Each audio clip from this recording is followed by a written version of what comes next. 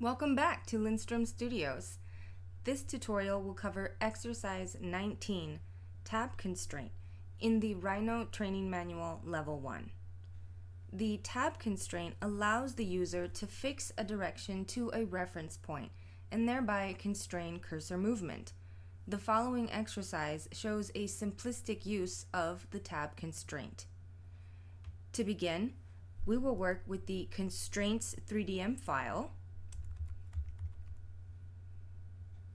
as used previously in exercise 18, and again, we will maximize the top viewport. Double-click the top viewport to maximize it, and next, make sure Smart Track is turned off in the status bar. Next, from the Curve menu, click Line, then Single Line. For the start of line, snap to the end of the bottom left-hand corner of the gold rectangle. For the end of line, hover your mouse over the bottom left-hand corner of the green rectangle.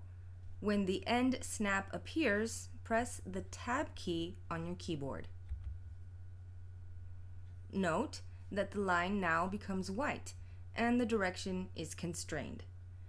For the end of line, drag your mouse to the desired location and click. The tab constraint will work in conjunction with all object snaps and all tools that require a directional input. For example, move, copy, and rotate.